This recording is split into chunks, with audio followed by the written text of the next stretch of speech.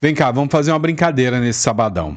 Eu vou falar uma notícia para vocês e vocês fingem cara de espanto e fingem que não esperavam isso aqui na República das Bananas. Combinado? Eu vou contar para vocês que aquele banqueiro, o Daniel Vorcaro, aquele do Banco Master, que está envolvido aí num escândalo de bilhões e bilhões do dinheiro público, foi liberado por uma desembargadora. Faz cara de espanto. Você achou que ele ia ficar preso 27 anos, igual o Bolsonaro? Você achou que ele ia pegar a prisão pesada e que logo iam correr para julgar ele rápido, não achou? Não, eu sei que você não achou, né? Então, você precisa entender tudo que está acontecendo. Já está na rua. Só que isso aqui já era esperado. O Banco Master tem ligação com a altíssima cúpula do poder em Brasília. Ministros do STF foram bancados por dinheiro do Banco Master, que bancaram, patrocínios, viagens para ministros. Esposas de ministros do Supremo, e vocês sabem de quem eu estou falando, prestavam consultoria. Ministros do governo atual prestavam consultoria. Até então, tem-se informação que só em consultoria de advogados caíram mais de 250 milhões em conta dos advogados. Não é pouco não, hein? É bom ser advogado no Brasil se você gosta de gente corrupta, né? Se você tá ligado a eles, você é uma peça-chave, né? Aqui. Agora, o que você precisa entender? O celular do Vorcaro foi apreendido e o Vorcaro foi preso. Já se falava em delação premiada e se falava na maior bomba da República, porque altíssimas figuras da política, do judiciário, entre outros, temiam que o Vorcaro desse com a língua nos dentes. Tinha duas linhas de raciocínio.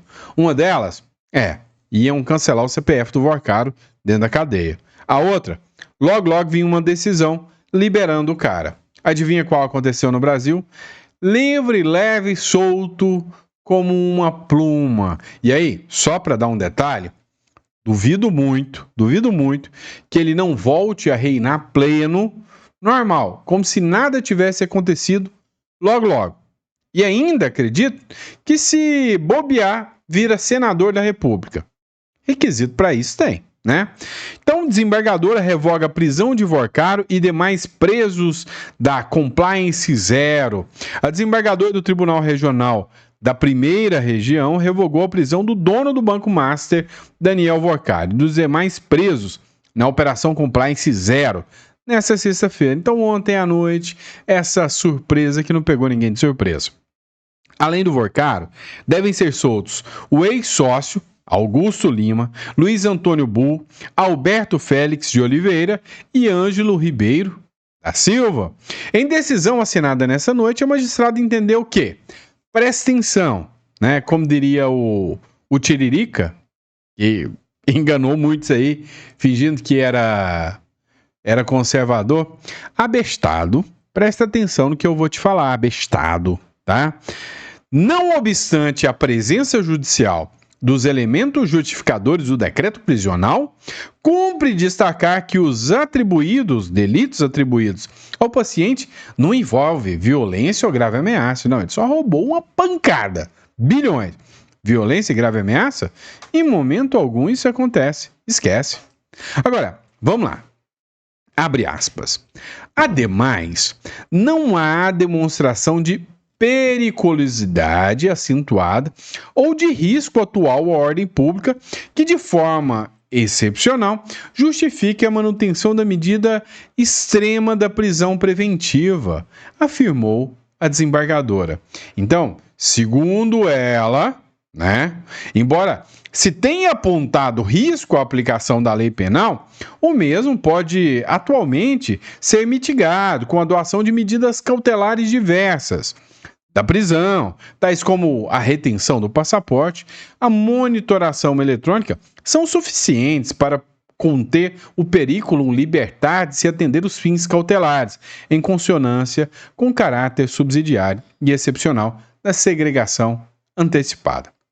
Tá, se você não entendeu bulhufas do que eu falei, eu vou traduzir esse juridiquês para você.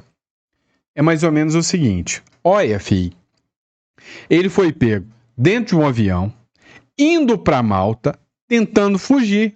Mas ele não vai fugir, não. Põe uma tornozeleira e tira o passaporte, que, assim, ele nem tem grana suficiente para fugir do Brasil. Ele nem tá protegido o suficiente para fugir do Brasil. Capaz que nem precisa fugir do Brasil, né?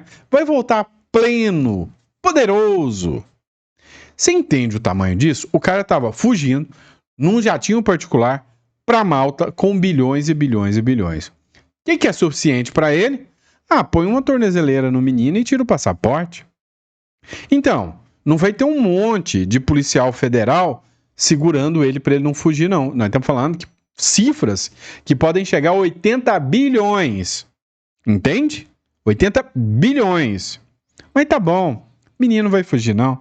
Menino é bom, né? Perigoso mesmo é o Bolsonaro, né? Então, só para você entender como é o Brasil. Mas não acabou de falar do Vorcar ainda não. Tem mais, né? Vamos colocar aqui a matéria do Metrópolis falando da liberação do Vorcar. Boa noite. A desembargadora do Tribunal Regional Federal da Primeira Região, Solange Salgado da Silva, revogou a prisão do dono do Banco Master, Daniel Vorcaro, e dos demais presos na Operação Compliance Zero nesta sexta-feira. Além de Vorcaro, devem ser soltos o ex-sócio Augusto Lima, Luiz Antônio Bull, Alberto Félix de Oliveira e Ângelo Ribeiro da Silva. Com a liberdade provisória, os investigados deverão usar tornozeleira eletrônica, além de cumprir as seguintes medidas cautelares: comparecimento periódico em juízo, proibição de contato com os demais investigados e testemunhas, bem como funcionários, ex-funcionários do Banco Master e do BRB, proibição de ausentar-se do município onde residem sem prévia autorização, ficando mantida a proibição de ausentar-se do país, suspensão do exercício de atividade de natureza econômica e financeira, e a desembargadora considerou na decisão que o monitoramento eletrônico, nesse contexto, se apresenta como instrumento adequado e suficiente para coibir a reincidência criminal e assegurar a aplicação da lei penal. Vorcaro foi preso pela Polícia Federal quando tentava deixar o país pelo Aeroporto Internacional de São Paulo, em Guarulhos, após anunciar a venda do Banco Master para um consórcio de investidores globais liderados pela Fictor. A PF apontou o risco de fuga, dizendo que o banqueiro viajaria para Malta, na Europa, e o deteve na área de embarque na noite de 17 de novembro. A defesa de Vorcaro afirma que ele avisou ao Banco Central que viajaria para Dubai para concluir a venda do Master. O banqueiro é acusado de fraude de 12 bilhões de reais, envolvendo carteiras de créditos vendidas ao Banco de Brasília, que anunciou a compra do Master em março desse ano. A aquisição ela foi barrada pelo Banco Central, que decretou a liquidação do Banco de Vorcaro semana passada. Pois é, né? O cara tentando fugir não tem perigo. O Bolsonaro, que nem tentou fugir, saiu e voltou. Mais perigoso. No caso do Bolsonaro foi porque o Ramagem fugiu, prende o Bolsonaro, né? Põe um monte de guarda. É de brincadeira, né? TRF1, Tribunal Regional Federal da Primeira Região, decidiu derrubar a prisão do executivo Daniel Vorcaro, dono do Banco Master. E agora, a República segue na mais pura e lídima tranquilidade, né? Ninguém mais vai incomodar os grandes e poderosos. E digo mais, agora você tá tranquilo. Agora sim você pode dormir sossegado que a justiça será feita. O caso do Vorcaro chegou lá na mais alta cúpula, aquela cúpula que nunca te deixa na mão e sempre toma decisões acertadas em prol do povo. O STF. Meu amigo, a ação do Vorcaro já está no STF. Caso Vorcaro, do Banco Master, chegou ao STF. Mão de quem? Mão de quem? Toffoli. Dias Toffoli. Lembra só? Quem é que foi dissipando um a um pela Odebrecht, deixando todo mundo livre? O rei da impunidade? Dias Toffoli. Caiu na mão dele. O que você acha que vai acontecer? Dias Toffoli vai mandar prender ele? Não. Vai mandar anular todas as provas, dizer que ninguém nunca foi roubado. São os investidores que colocaram dinheiro lá que estão querendo praticar estelionato contra o Vorcaro agora. Bem perigoso, viu? O caso do banqueiro Daniel Vorcaro, dono do Banco Master, chegou ao Supremo Tribunal Federal. O relator sorteado para o caso é o ministro Dias Toffoli. Vorcaro está preso no Centro de Detenção Provisória, CDP, em Guarulhos, na Grande São Paulo, para onde foi transferido na última segunda-feira, né? E o processo está com Toffoli agora. Vorcaro já recorreu ao Tribunal Superior, ao Tribunal de Justiça, para tentar a soltura. E agora, o caso só para o STF, devido à citação de um parlamentar, que já é investigado no âmbito de outro processo, analisado pela Suprema Corte, sobre a relatoria do ministro Nunes Marques. Olha que brincadeira, que coisa bonita. Porque tem um parlamentar envolvido na bandalheira, que foi citado, que recebeu grana do Banco Master, né? No caso aí, saiu da mão do STJ, foi para a mão do STF. Quem que é o cara que tem o processo do parlamentar? Nunes Marques. Então, óbvio, igual todos os processos só caem na mão do Moraes, vamos distribuir por competência, né? Ou seja, por vinculação do processo, né? Não. Vamos distribuir para cair na mão de outro. Caiu na mão do Toffoli. Que coincidência cair na mão do Toffoli, né? Que coincidência. Então, meu amigo, tem até requisito para virar presidente da República já. A PF apontou risco de fuga, dizendo que o banqueiro viajaria para Malta, na Europa, e o deteve na área de embarque na noite de 17 de novembro. A defesa de Vorcaro afirma que ele avisou ao Banco Central que viajaria para o Dubai para concluir a venda do Banco Master. Meu irmão, deu para você ter noção o tamanho do buraco, né? Mais um caso que vai ficar impune. Vai ficar impune CPI do INSS, vai ficar impune caso Vorcaro, vai ficar impune tudo quanto é coisa aí, né? Tudo que tem envolvimento ainda dos grandes e poderosos. Vamos lá, pessoal, nós precisamos assistir. Isso aqui foi um trecho, né, de uma live que o Eduardo Bolsonaro deu lá no podcast Três Irmãos. Foi uma aula do que aconteceu com o Bolsonaro. Assiste comigo. Mas você acredita que dá para fazer o que foi feito em El Salvador aqui no Brasil, Eduardo? Com certeza. A questão principal tá no Congresso Nacional. O que acontece? Eu vou falar um pouquinho da história do Bukele aqui. O Bukele ele foi prefeito da capital de El Salvador, de São Salvador. E aí ele teve uma dificuldade muito grande, quase que ele não concorre à presidência da República. Por quê? Porque ele faltava um partido. Ele não tinha um partido, o Bukele. Então ele entrou num dos dois partidos tradicionais, lá no, vamos chutar aqui, o PSDB, lá de El Salvador, e foi eleito em 2019. Quando o Bukele foi eleito, ele começou a transformação? Não.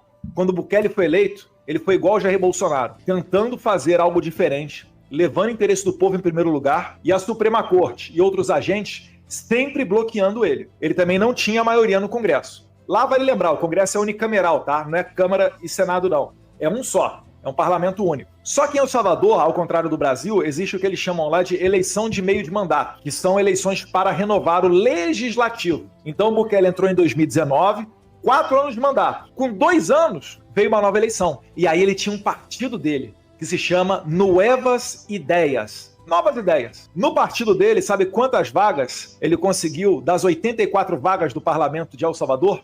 Ele fez 64. A partir do primeiro dia, no primeiro dia do novo parlamento, sabe qual foi a primeira coisa que o parlamento votou? O impeachment de todos os ministros do STF de El Salvador, mais a PGR. Nesse momento eu cheguei a twittar, falando, que olha o que está acontecendo em El Salvador, olha que interessante, vamos olhar de perto. Aí o Rodrigo Maia, que era o presidente da Câmara, veio, me preocupa este post do Eduardo Bolsonaro. Porque é sempre assim, o ser humano, você entendeu assim, naturalmente, tem dois tipos, tem o político que é vagabundo mesmo, e tem não só o político, mas o cidadão que ele tem medo da mudança. O cara, ele é arredio, cara, vamos ao invés de fazer um podcast, vamos fazer um jornal escrito, o cara, cara, vai gastar dinheiro, de repente vai ter o dinheiro que a gente não tem. Enfim, muitas das vezes o ser humano, ele não topa novas ideias, é difícil ele ser disruptivo. Então o Bukele, com o apoio do Congresso, ele foi disruptivo, ele conseguiu fazer isso, e então, com o STF alinhado com as ideias do Bukele e do Congresso de El Salvador, aí ele deitou e rolou. Aí ele começou a botar bandido preso, aí ele rompeu com essa ideologia toda de direitos humanos, que tá na base dessa porcaria toda que a gente vive de segurança. Aí ele mudou o discurso. Todos aqueles caras sempre falavam, não, olha isso. Porque é o seguinte, o que a gente tá vendo hoje no Brasil? É a maior hipocrisia que tem. Um traficante é preso, o Beira-Mar é preso, o Marcola é preso? Não, devido ao processo legal, garantia, ampla defesa. Não solta. André do Rap, não. André do Rap tem direito constitucional a isso.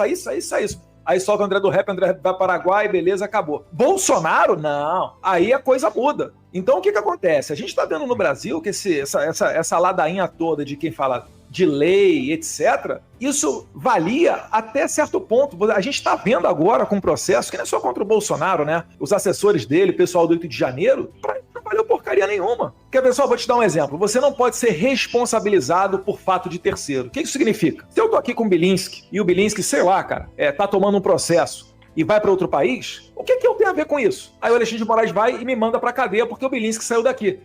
O Alexandre de Moraes acabou de dar essa decisão na prisão preventiva do Bolsonaro, onde ele botou como os argumentos, ele falou o seguinte: o deputado Alexandre Ramagem é do partido do Bolsonaro e foi para os Estados Unidos. A deputada Carla Zambelli é do partido do Bolsonaro e foi para a Itália. Eduardo Bolsonaro, situação totalmente diferente, porque não tinha nem investigação quando eu vim aqui para os Estados Unidos, está nos Estados Unidos, é do partido de Bolsonaro. Logo, há risco de fuga do Bolsonaro. Eu falo, meu Deus do céu, cara, cadê os direitos humanos que valeu para todo traficante na história do país? Mas não foi porque seu pai tentou romper a tornozeleira com ferro de solda? A decisão que aí, judicial não foi isso, que não. decretou a prisão preventiva do Jair Bolsonaro já estava pronta com base única e exclusivamente na convocação para uma vigília feita pelo Flávio. Que não foi, na verdade, um rompimento, o dano à tornozeleira eletrônica foi mais um argumento, não foi o argumento. E esse dano, pela jurisprudência do Supremo Tribunal Federal, o dano à tornozeleira, o rompimento de tornozeleira não dá causa à prisão preventiva, como no caso do Fernando Collor de Mello. Entendi, vale lembrar, Gil, só para colocar mais um parênteses aí, complementar que o Bilinski ele matou praticamente a charada inteira. A decisão do Moraes são 17 páginas. A tornozeleira é um parágrafo. E aí ele já adiantou, né? O Fernando Collor rompeu a tornozeleira, violou sei lá o quê, e não foi enviado para o presídio. E o relator do Collor era também o Alexandre de Moraes. Então tudo com o Bolsonaro é a primeira vez na história, etc. E o Moraes, por que o Moraes ele criminalizou a vigília do Flávio? Só para deixar bem claro aqui. É porque ele quer acabar com o movimento do Bolsonaro. Então o Bolsonaro está inelegível. Quem é que pode concorrer? Eduardo, colado na militância. Pesquisas falam que Bolsonaro transfere mais de 90% dos votos dele para mim, se eu concorrer à presidência. O que eles estão fazendo? Estão se expondo, indo no ridículo de me acusar por um crime de coação. Aí com o Flávio Bolsonaro começou -se a suscitar isso também. Ah não, o Eduardo está nos Estados Unidos, fala que não volta, que senão vai ser preso. Então, talvez o Flávio seja uma alternativa bem próxima do Jair Bolsonaro. Aí o que o Moraes faz? Ele criminaliza uma vigília, que ocorreu diversas vezes enquanto Lula era preso. Uma vigília que é um ato ecumênico religioso. E ele prepara o terreno para ir para cima do Flávio. E aí tem uma imprensa prostituta, principalmente um grande veículo de comunicação, que trata isso como normalidade. Só que é o seguinte, eu estou alertando para o quê? Né? Depois a gente retoma aqui a questão de El Salvador. O que eu estou alertando? É do perigo que o Brasil está correndo. Tem um país na América Central que se chama Nicarágua, que ninguém reconhece a eleição. Por que ninguém reconheceu a eleição da Nicarágua? Porque o atual ditador, o Daniel Ortega, ele prendeu 7 opositores políticos. Se o Moraes prende Bolsonaro, ele praticamente está me decretando ao exílio, né? Ele não vai me prender porque ele não pode. Se ele pudesse, até me torturava, igual tá fazendo com meu pai. Bolsonaro, Eduardo, Flávio, quem é que vai reconhecer uma porcaria dessa como democrática? Entendem? Assim, e a gente tá alertando, tá falando, olha, vai dar problema. Vou ser educado aqui, não vou usar a palavra que eu usei na tribuna outra vez, não. Pode vai falar dar problema, vai dar problema. E os caras estão... Ou seja, deu para vocês entenderem que foi uma verdadeira aula que o Eduardo Bolsonaro deu aqui, né? Sobre tudo que tá rolando, né? O absurdo que tá rolando. Vamos lá. Nesse meio tempo, o general Mourão, um pouco atrasado, um pouco Rubinho Barrichello, né? Resolveu dar uma declaração sobre tudo que está acontecendo, inclusive com o Bolsonaro. Dá uma olhada. O recente julgamento daquilo que se procurou caracterizar como uma trama golpista, na minha visão, foi uma das maiores farsas já vistas na história do Brasil. Juízes parciais e com claro comprometimento político, desrespeito ao devido processo legal, desprezo pelo princípio do juiz natural, imposição de inúmeras dificuldades às defesas. Esse foi o circo de horrores da primeira turma do nosso STF. No Brasil, temos uma história e uma tradição que mostram que a anistia sempre foi uma ferramenta usada para encerrar ciclos de revolta, de polarização extremada e até mesmo de guerras internas. No final da Revolução Farroupilha, o Duque de Caxias e o imperador Dom Pedro II perceberam que o Império do Brasil corria riscos maiores provenientes do exterior e anistiar os revoltosos farrapos era justo e necessário, pois só assim haveria a união nacional que seria tão necessária, pois em breve aqueles que um dia lutaram contra si estavam lutando juntos, lado a lado, em defesa da pátria. No final da década de 1900. Pois é. E aí? O que vocês acharam do pronunciamento aqui do Mourão? Eu, particularmente, né? Achei bom, tá? Não sinto aquela verdade, pra te falar a verdade, mas particularmente achei bom, tá? O pronunciamento dele foi condizente, né? Tá certo, né? Vamos lá, pessoal. Agora, a defesa de Bolsonaro entra com recurso contra a decisão acelerada de Moraes de trânsito em julgado. O que é a decisão acelerada de Moraes? É o seguinte, a defesa não apresentou o recurso, né? O último recurso que ele tinha, que eram os embargos. O que aconteceu foi que, horas depois, Moraes já mandou dar o trânsito em julgado e cumprir a pena. Algo que nunca aconteceu na história. Em momento algum, algo como isso acontece na história, principalmente com corrupto. Pelo contrário, dificilmente algum corrupto é julgado no Brasil. E aí, né, a defesa, vendo esse novo absurdo, que é mais um absurdo, entrou com mais um recurso. Mas, cara, recurso não adianta.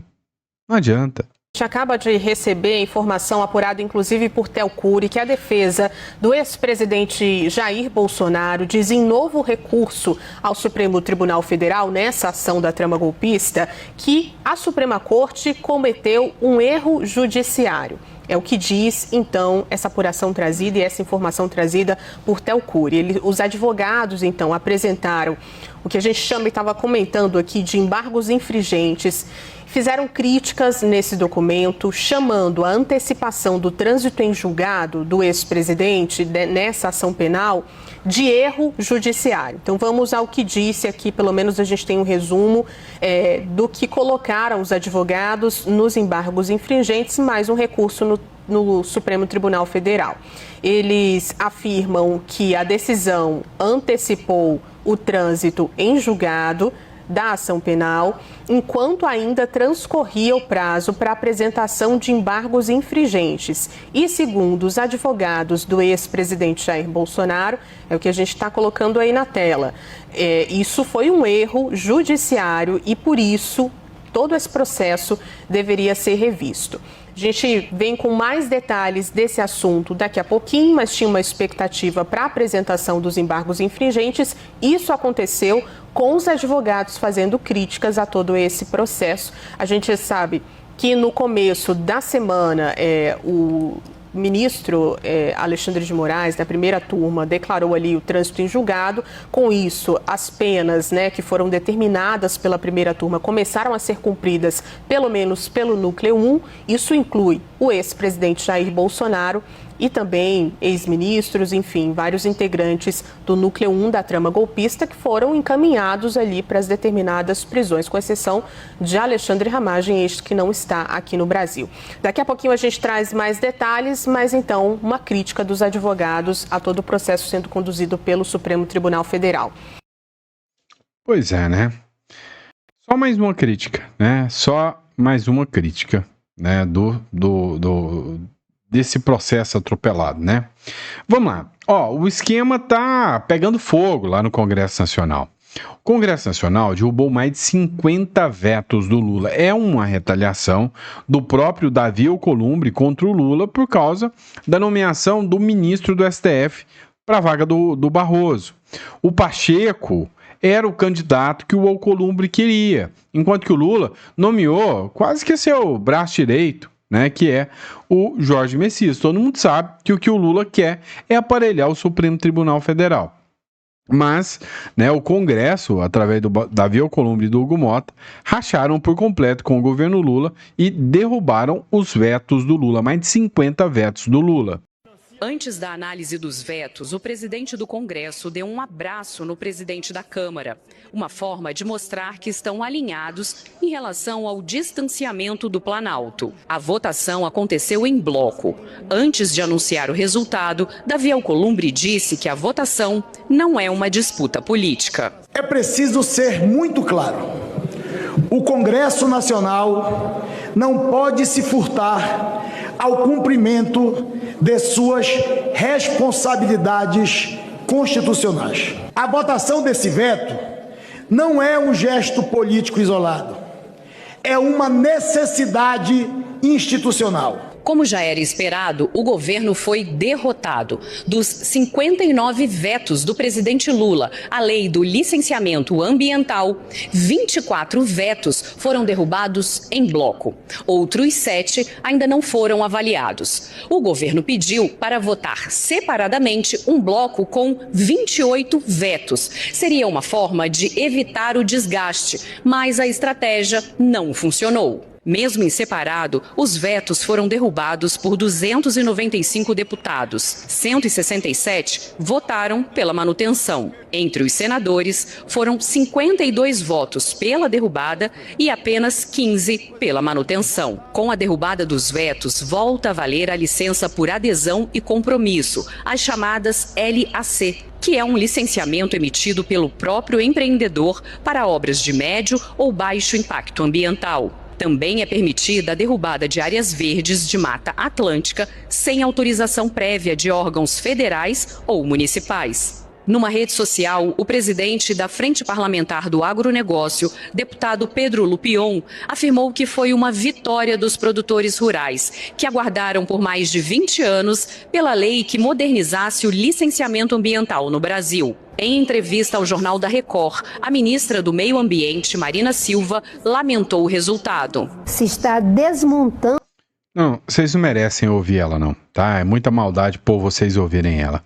É essa mesma aqui que ficava ali gritando, falando que nós não temos agronegócio, e sim ogronegócio, né? Ogronegócio, nas palavras dessa ministra. Vamos lá, pessoal. A Alcina Rosa de Farias, ela fez a seguinte pergunta. Boa noite, doutor Sandro. Assisto quase todos os seus vídeos. Queria saber se no Uruguai o curso de veterinária também é gratuito. Tenho vontade de sair do Brasil por um tempo e queria ir para um país com fronteira terrestre. E minha neta só quer fazer veterinária. Moro em Brasília há 45 anos, mas tenho vontade de ter uma experiência em outros países. Sim, a resposta é sim. Tanto o curso de medicina, quanto o curso de direito, quanto o curso de veterinária são gratuitos, tá? E você não precisa vestibular como aqui no Brasil. Lá as vagas são disponíveis, tá? Então, de acordo com a demanda, vão aumentando seus professores e nunca falta vaga, nem para medicina, nem para qualquer curso. E é um país que te dá uma garantia e uma estabilidade muito grande. Não é um país tão barato para se viver, tá? Então, é um pouco equiparado a capitais, como, por exemplo, Curitiba, Florianópolis, talvez até um pouco mais caro. Mas a qualidade de vida que o Uruguai te passa é considerado o melhor IDH do Brasil, da América todinho. Então, cara, você quer colocar seu filho vai pegar uma cultura europeia, né? O estilo de vida do Uruguai é bem parecido com o estilo europeu. Uma faculdade que é reconhecida na Europa, em vários países europeus. Fácil de você até ir para a Europa depois. Você pode tirar o seu passaporte depois de 3 anos. Então, vale muito a pena, tá? Vale muito a pena, tá? Dona Alcina Rosário. Obrigado pelo comentário. E para quem gostou, entre em contato com a Imigra Mais. O telefone é 16 993210648. É só marcar, tá? A gente só vai encerrar as atividades no dia 20 e depois a gente volta lá pro dia 10. Mas é só agendar, né? A gente faz sua consulta, você vai estar conversando com a gente tira todas as suas dúvidas sobre o Uruguai, tá bom? Muito obrigado pela confiança de vocês e pela credibilidade. E a gente volta ao meio-dia com mais um editorial. Grande abraço.